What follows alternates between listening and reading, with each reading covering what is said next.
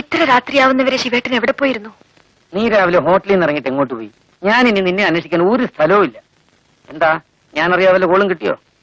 ശിവേട്ടൻ അറിയാതൊരു കോളോ? അല്ല, ഞാൻ ചോദിച്ചെന്നേ ഉള്ളൂ. ഞാൻ എന്റെ ഒരു പഴയ കൂട്ടുകാരിയെ കാണാൻ പോയി. തിരിച്ചു വന്നപ്പോ വൈകിപ്പോയി. ചെട്ടിയാരെന്ത് തന്നു? 200 രൂപ തന്നു. 50 രൂപ ഞാൻ ചോദിച്ചു വാങ്ങിച്ചു. കിട്ടുന്നതിൽ പാതിയൊന്നല്ലേ നമ്മുടെ കണക്ക്? എനിക്ക് പകുതിയും വേണ്ട, മുഴുവൻ ശിവേട്ടൻ എടുത്തോളൂ. ആ, അത് വേണ്ട. കച്ചവടം കച്ചവടം തന്നെ, അതിനെപ്പോഴും കണക്ക് വേണം. ശിവേട്ടൻ എന്താ ഒരു മാറ്റം?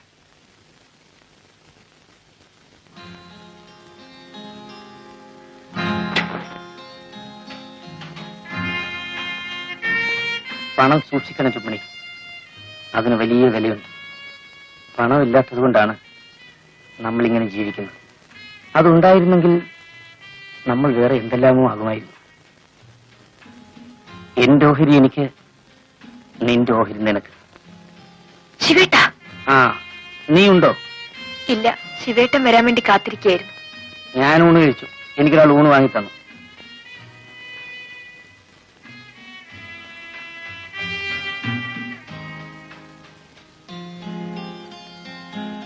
എന്നാലും കുറച്ചുണ്ണാം. വേണ്ട, നീ ഉണ്ടോ?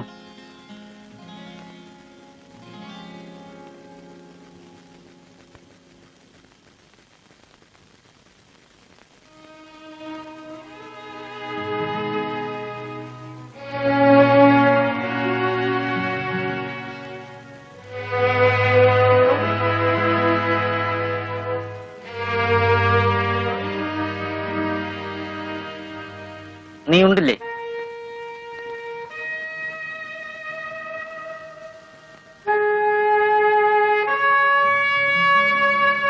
എനിക്ക് വിശപ്പില്ലാഞ്ഞിട്ടാണ് ഞാൻ ചോറ് വേണ്ടെന്ന് പറഞ്ഞത്. ശിവേട്ടൻ എന്ത് പറഞ്ഞാലും എനിക്ക് വിഷമമില്ല. വേദനിച്ച മാറിയിരുന്ന് കരയും, അത്രേ ഉള്ളൂ. അതിന് ഞാനൊന്നും പറഞ്ഞില്ലല്ലോ. ശിവേട്ടൻ പറയണം, പിണങ്ങണം, എന്നെ തല്ലണം. എനിക്കതാണ് സുഖം. എനിക്ക് അതിനാണ് ഒരാളെ വേണ്ടത്. രുക്മിണി, നമുക്ക് എവിടെയെങ്കിലും പോവാൻ ശിവേട്ട. എവിടെ? എവിടെ പോവാനാണ്? എവിടെയെങ്കിലും, നമ്മളെ അറിഞ്ഞുകൂടാത്ത മറ്റെവിടെയെങ്കിലും പോണം. എവിടെയെങ്കിലും പോണം.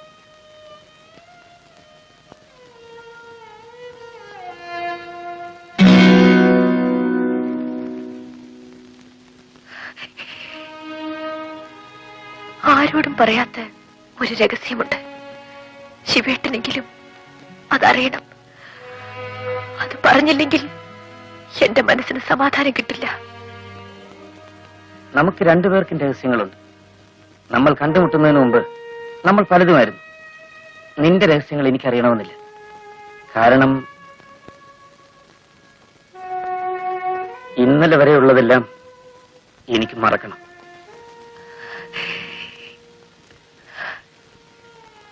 എനിക്ക് മറക്കാൻ കഴിയുന്നില്ല. ശിവേട്ടനെ കണ്ടുമുട്ടിയ അന്ന് മുതൽ ഞാൻ എല്ലാം മറക്കാൻ തുടങ്ങുകയായിരുന്നു.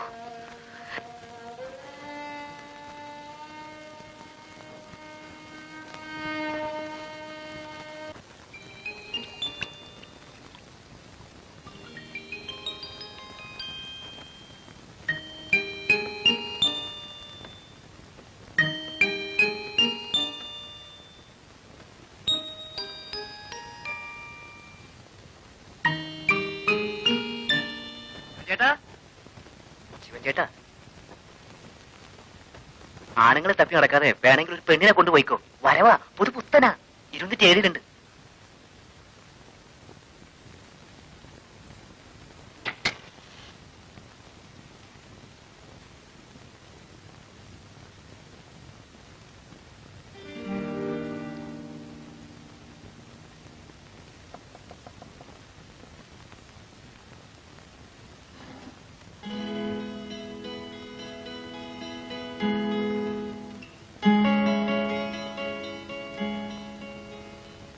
ക്ഷമിക്കണം, ഞാന് ഈ മുറി ഒന്ന് നോക്കാൻ വന്ന. നാളെ എന്റെ ഒരു കൂട്ടുകാരൻ വരുന്നു. ഈ മുറി മതിയൊന്ന് നോക്കാൻ മാനേജർ പറഞ്ഞു. നിങ്ങൾ നാളെ ഒഴിയുകയാണല്ലോ. ഞങ്ങൾ ഒഴിയുന്നു ആര് പറഞ്ഞു? ഒഴിയുന്നില്ലല്ലോ. ഒഴിയുന്നില്ലെങ്കിൽ വേണ്ട, ഞാൻ വേറെ മുറി നോക്കിക്കോളാം.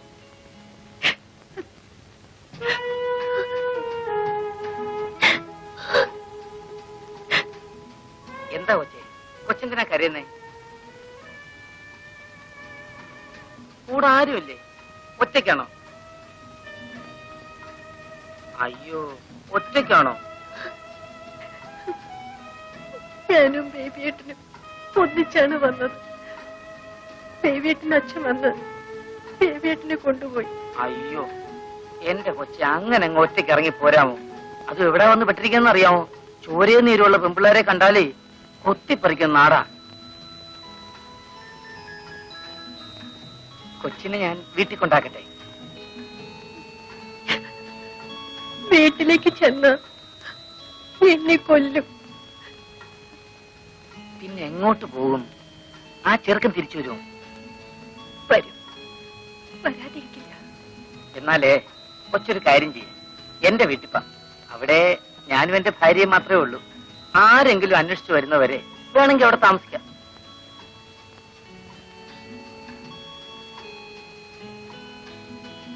അയ്യോ, ഇഷ്ടമില്ലെങ്കിൽ വേണ്ട.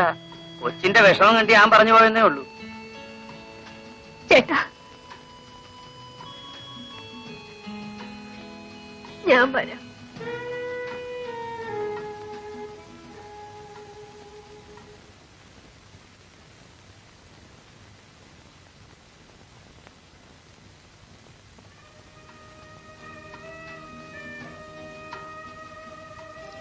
ആ, നമുക്കിന്നൊരു വിരുന്നുകാരിയുണ്ട്. ഇതെന്റെ ഭാര്യ രുക്മിണി, സോഫി. ഈ പെങ്കൊച്ചൊരു അബദ്ധം പറ്റി. നട്ടല്ലില്ലാത്ത ഒരുത്തിനെ കയറി പ്രേമിച്ചു. അവനെ കിട്ടേച്ചു പോയി. പാവം. വരൂ, നമുക്ക് അകത്തേക്ക് പോകാം.